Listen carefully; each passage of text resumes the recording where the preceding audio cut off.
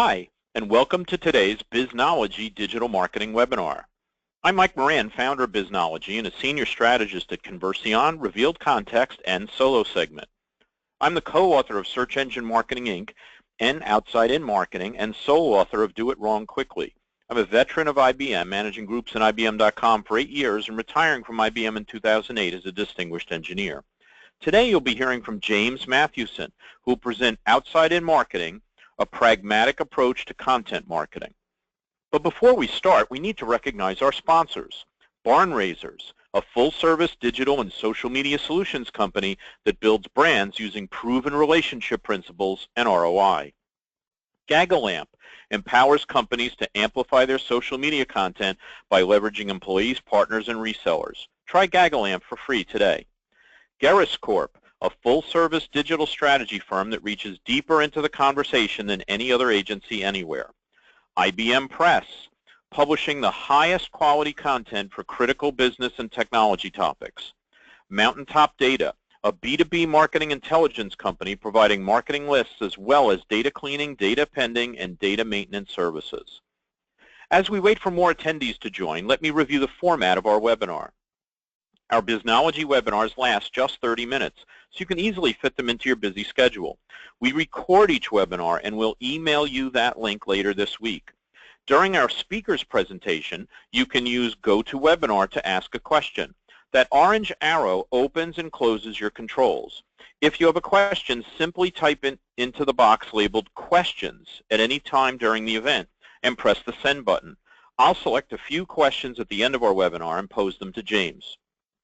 In the handout section of your control panel, you can find a PDF of today's presentation.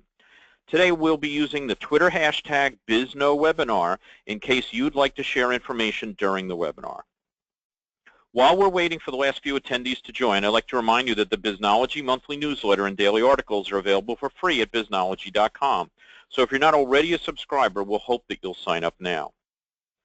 Thanks again to all of you for spending 30 minutes with us. We know how valuable your time is, so let's introduce today's speaker.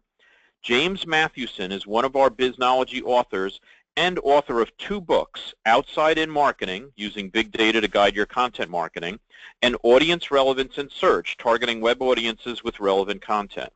James has 20 years of experience in building effective digital content for audiences. As editor-in-chief of ComputerUser.com, he grew an audience from 0 to 1.75 million monthly visitors in 6 months. As editor-in-chief of IBM.com, his work led to double the engagement rates with IBM.com content. He is currently a distinguished technical marketer for IBM, building the big data analytics systems to help marketers plan, publish, and iteratively improve marketing content for their target audiences. At the end of the webinar, we will randomly choose 6 attendees to receive free copies of our new book, Outside In Marketing. So if you've ever struggled with targeting content to your audience, this is the webinar for you. James, take it away. Thanks, Mike, and welcome everyone. I just wanted to spend a little bit of time talking about the books in a bit more detail to start with. So the first book, Audience Relevance and Search, I wrote in 2010, and in that book, I showed people how to use the words, the language of clients and prospects, primarily from search engines, to build content that is relevant to them. And for practitioners and people who built digital content, it was very effective and popular. But at a certain point, I found some issues with executives embracing the message. And so the practitioners wanted to do it, but they couldn't always do it because executives often said, no, we want to do it a different way. And so instead of writing a sequel to the book, or I should say a second edition, I wrote, with Mike's help, the Outside In Marketing to help executives take the next step and embrace this new way of doing marketing, which is basically marketing in the language of your clients and prospects. So what is Outside In Marketing? Some people might say, well, content marketing is all about storytelling. And I'm here to say that no, it's not really. Storytelling is important at a certain stage in the buyer's journey, but if you lead with your stories, if your brand stories are the most important things in your marketing messaging, you are going to turn a lot of customers, potential customers, away. You're not going to communicate with them on and in their terms.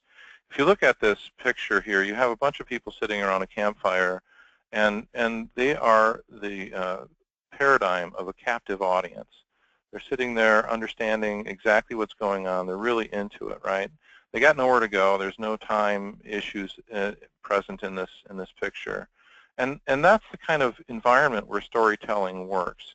But on the web, people are not captive. They're active. They're interested. They're moving around. They're trying to find the information they're looking for in the shortest possible time and with the least amount of effort. And so storytelling has its place, but it doesn't work particularly well in digital. And if you think of content marketing as storytelling primarily, then I think you're not going to get to a pragmatic approach to content marketing.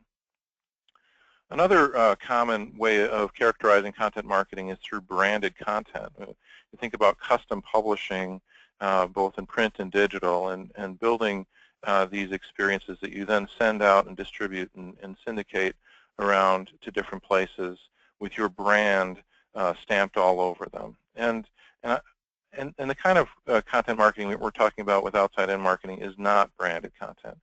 Yes, you have to build your brand, but there are ways of doing it using client language that are much more effective in digital than if you're constantly stamping your brand on everything and thereby saying, I won't talk to you unless you can understand what my brand is. And really, most people don't understand what your brand is until they are given messages on and in their terms. So what is outside-in marketing? And I like to use inside-out marketing as sort of a counterfoil for it. So, branded content using company brand language primarily throughout your marketing messages is inside-out marketing. Whereas in outside-in marketing, we use client language. We try to understand what clients are looking for, primarily through search, what the user intent of their queries are in search. We try to build content for their buyer journeys that matches those queries. And rather than pushing content to them unwillingly, we attract audiences to our content. This good content that is on and in their terms pulls them into your experiences and helps guide them through their buyer journey. Inside-out marketing requires heavy and broad advertising. You have to get their eyeballs in front of your content, and they don't just do that by accident. And so you spend a lot of money pushing stuff to the various different channels to get them to see your content and to use it. Whereas with outside-in marketing, you don't necessarily need advertising at all, but if you do have advertising budgets, you can just use them to amplify the natural traffic that you're getting and the natural engagement that you're getting from your efforts.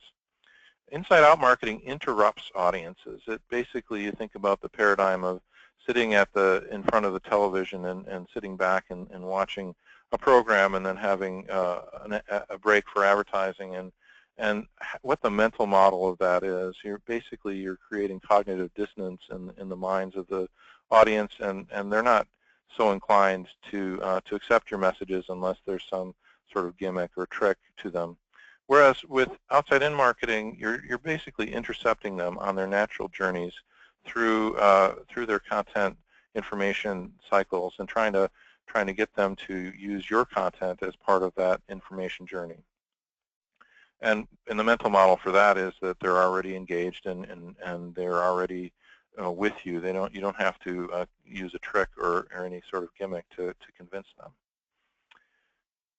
And then the other thing about inside-out marketing that is somewhat ineffective is the fact that it creates a lot of these one-time campaigns. As soon as a campaign is done, as soon as it's been played, it's sort of discarded, and then we start with a new campaign. And in digital, this creates a lot of what we call space junk. You have these fragments of old campaigns with messaging and branding that are no longer acceptable to the company, and expunging that from your digital experiences and building an experience that works for your clients and prospects with all this space junk in the way can be very harmful to your customer experiences.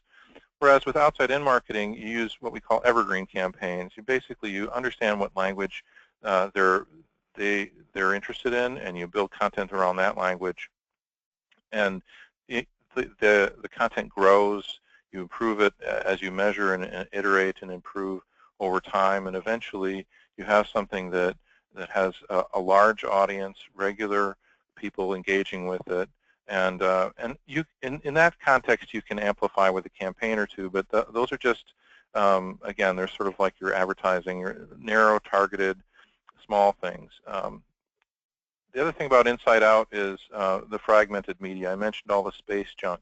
Expunging from your digital experiences these old brands, such as in IBM, it was no small feat to take Smarter Planet out of our site, and all of the ways in which our content was interwoven into the Smarter Planet campaign became a real challenge for us.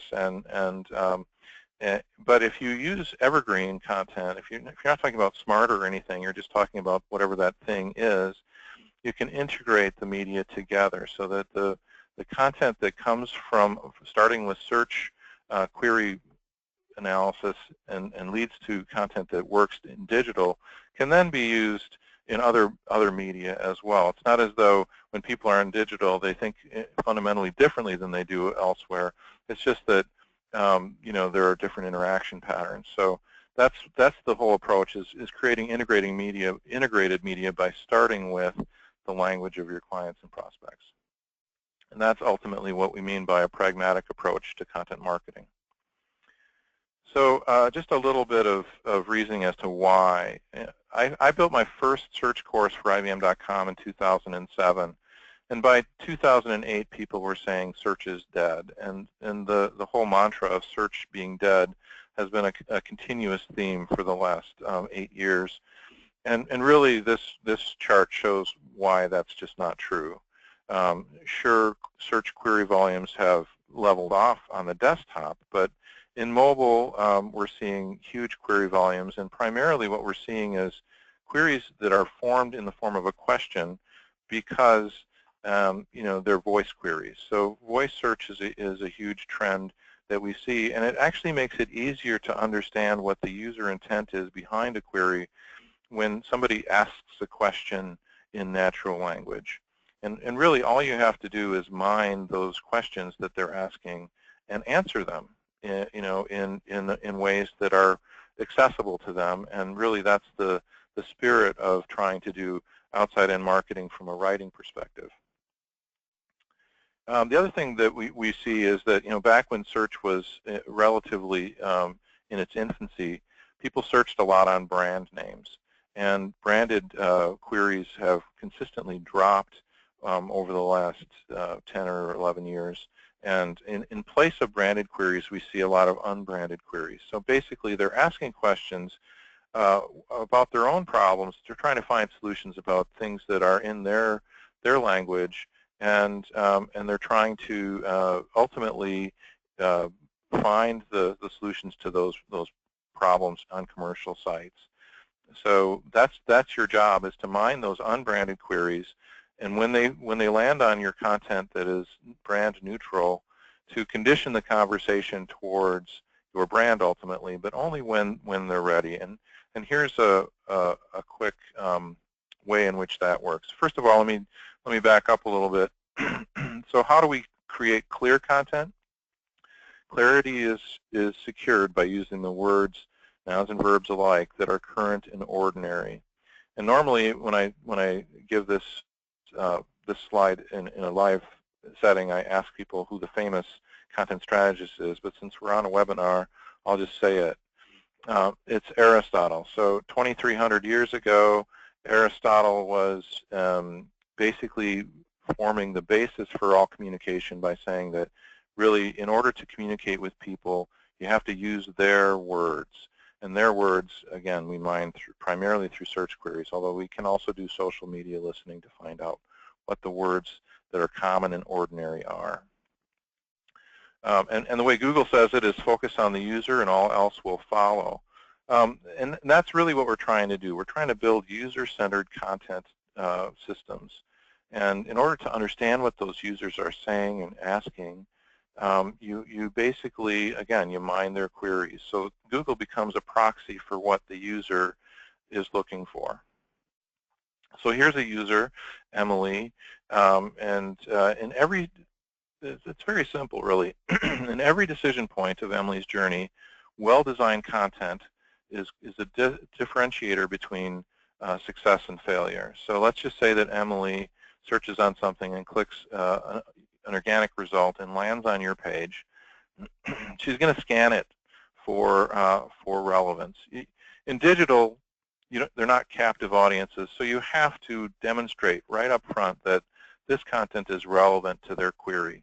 And the best way to do that is actually through text, that they scan for words and phrases that are close to, or at least semantically relevant to, the query.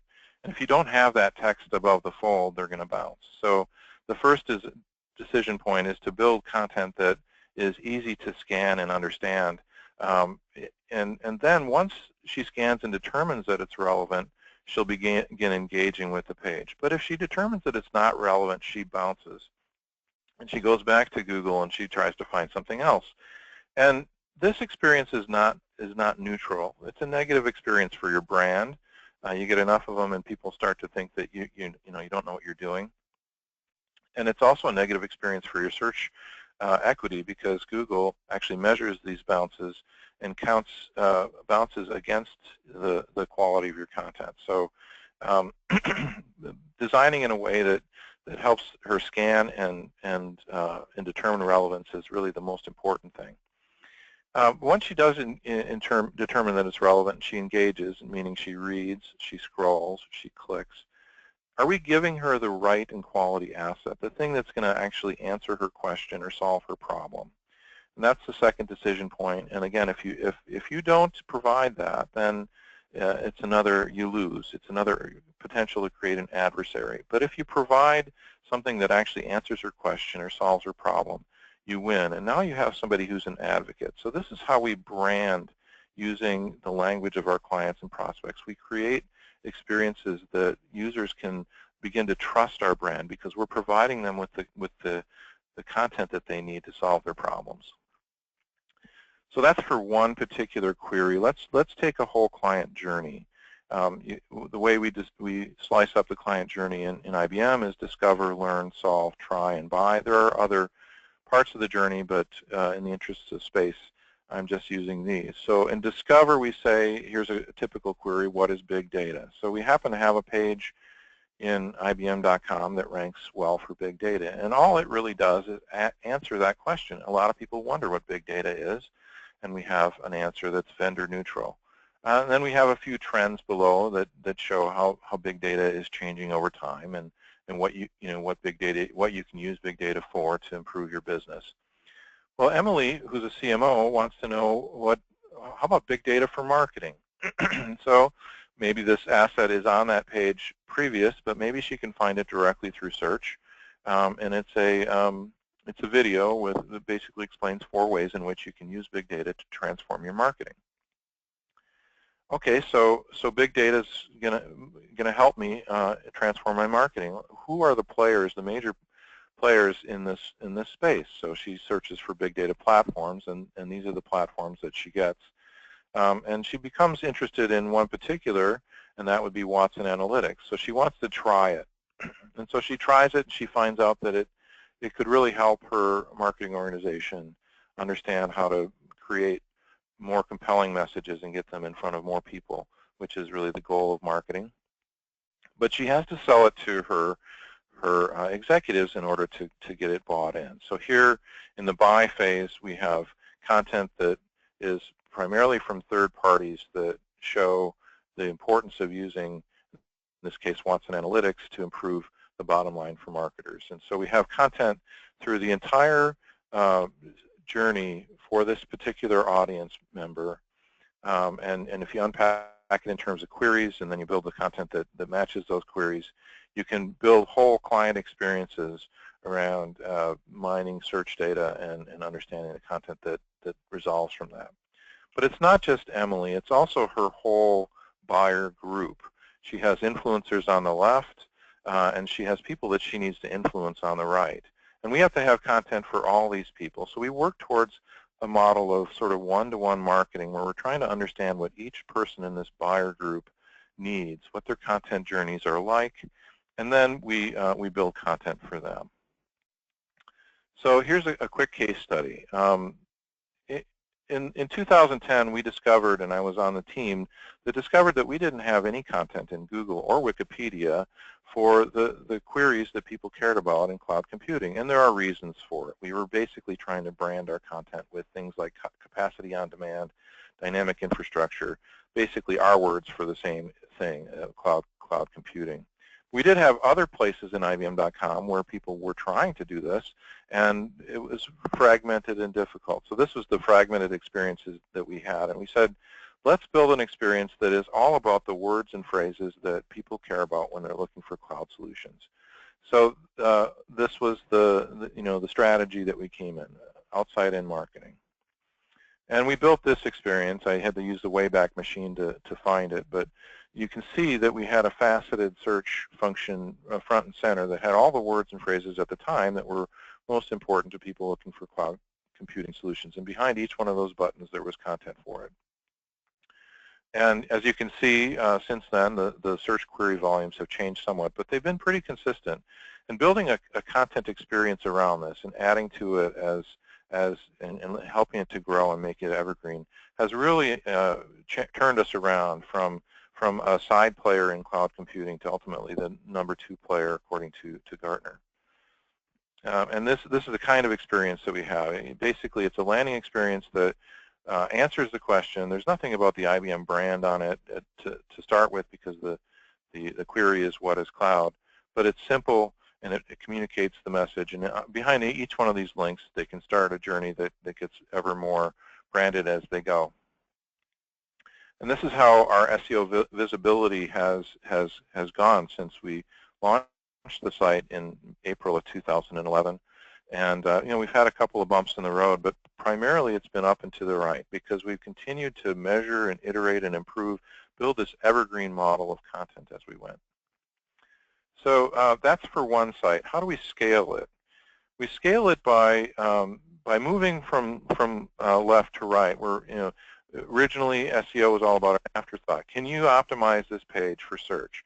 And then we started thinking about it in terms of using keywords as an input to content planning and building experiences. But that was okay until we realized that we built a whole bunch of them that were duplicative. And so now we're building these coordinated experiences where we're trying to get brands to work together to build common experiences that ultimately serve clients first. Ultimately, we'll have a unified experience, although that requires some sort of paradigm shift. We have to have everybody in the organization understanding all the KPIs and having the same set of data to work from. And that's the transformation that we describe in our book, Outside in Marketing. It's all about how do we get everybody in the organization basically to think in terms of what clients are looking for and to build the content that meets their needs. And ultimately, when you make this transition, you go from brand-first content to user-first. And it's all about building the user-first experience. And the hard part in the cultural change that we're helping to transform is get executives to make that leap, that if they put the user first, they're going to make their numbers. And that's something that, one executive at a time we're able to do in IBM. So that's the end of my portion of the presentation, and I'm going to push it over to Mike for questions. Thanks, James. I'm sure attendees have a much stronger idea of how to integrate big data into their content marketing, but you didn't answer every question. I've got several good questions teed up for you, and I'd like to remind our audience it's not too late to ask your own question by typing it into the questions box in your GoToWebinar controls. And remember to stick around to the end to see if you've won a copy of Outside In Marketing. We're about to start firing questions at James, but we need to thank our sponsors once again. Barn Raisers, a full-service digital and social media solutions company that builds brands using proven relationship principles and ROI. GaggleAmp empowers companies to amplify their social media content by leveraging employees, partners, and resellers. Try GaggleAmp for free today. Gerris Corp, a full-service digital strategy firm that reaches deeper into the conversation than any other agency anywhere. IBM Press, publishing the highest quality content for critical business and technology topics. Mountaintop Data, a B2B marketing intelligence company providing marketing lists as well as data cleaning, data appending, and data maintenance services. Now on to your questions. Our first question, James, is, do I have to stop doing inside-out marketing, or should I be doing both? Well, certainly you can do both, and they can complement one another as long as you have a system of understanding how the two work together. So I like to think about it as the the outside-in approach is to gather prospects into your content, and then you're conditioning the conversation towards a branded message. And once you have the branded messages built, then you can push those to people. But if you understand who they are, you can do a better job of targeting your push inside-out approach towards them. Where inside-out doesn't work is you don't have the segmentation of who the audience is and who's going to be receptive of these messages. But like for email marketing, you know who you're talking to, you know what their concerns are, and you have the branded content that can meet their needs. Go ahead and send that to them in a targeted one-to-one way. Very good. Next question, how do I figure out what customers want so that I can do outside-in marketing? So it's all about customer intent modeling, which is a little bit scary, I think, for a lot of people, because there's some inference that goes on between the queries that they're asking and the content that you would need to answer the questions behind those queries. But it really does start with trying to unpack what that question is. As I said in the talk, more and more all the time people are using voice, so they're actually asking questions. But even if they're not asking questions, you can unpack a query in terms of the questions that the audience has for them. And then the second part is actually looking into all of the different search results for those queries. So what does Google think is an appropriate answer to that question? And looking especially for those queries that where you have competitors ranking on the first page in Google and you're not ranking, those are your opportunities to engage with the clients that your competitors also have identified as important clients to work with. So that's really the first approach, and you can refine it over time using metrics to measure the results of your content. In some cases, you'll find that we thought this was going to be a really good piece of content for this query, but it doesn't turn out that it's working very well. So then you try something else, and through ultimately, you can get about 80% of the way there through customer intent modeling, and the rest of the way you have to let the machine learn by iteratively improving content over time. Terrific. We've got time for one more question. Can outside-in marketing be applied to clients in the non-enterprise area? Says specifically, I have a client who's a small automotive magazine with 60,000 subscribers. Yes, I think actually enterprise is it's just more difficult. But if you're if your client is a smaller business, the range of queries, the number of queries it's a smaller set, and the thorny issues of governance between one unit or another kind of aren't there. So really, it's I think easier if you have a very prescribed audience for the magazine, and you have you understand what their queries are, and then you build a content model based on satisfying or answering the questions to those queries. You can do a really good job of targeting content to your audience. Terrific. Unfortunately, that's all the time we have for questions. Thanks to James for these great ideas, and thanks especially to our audience for your participation and your questions. Now it's time to announce the attendees who will receive free copies of our book. The winners are Valentina Vendyshenkova, Paula Malon, Leo Walker, Elsa Capitan-White, Paul Hammonds, and Joe Kitka. Congratulations to all our winners. Eileen will send you confirmation emails shortly. And if you had any questions that we didn't have time to answer, you can email your questions to Eileen as well, eileen@mikemoran.com, and she'll be sure to get them to James for the answer. Later this week, we'll send you all a link for the recording of this webinar to listen to again and to share with others. We also invite you to mark your calendars for our next Biznology webinar, Digital Marketing Directions, Key Trends Driving Digital in 2017, with Tim Peter, scheduled for 11 a.m. U.S. Eastern Time on January 10th. We hope to see everyone back here then. Bye, everyone.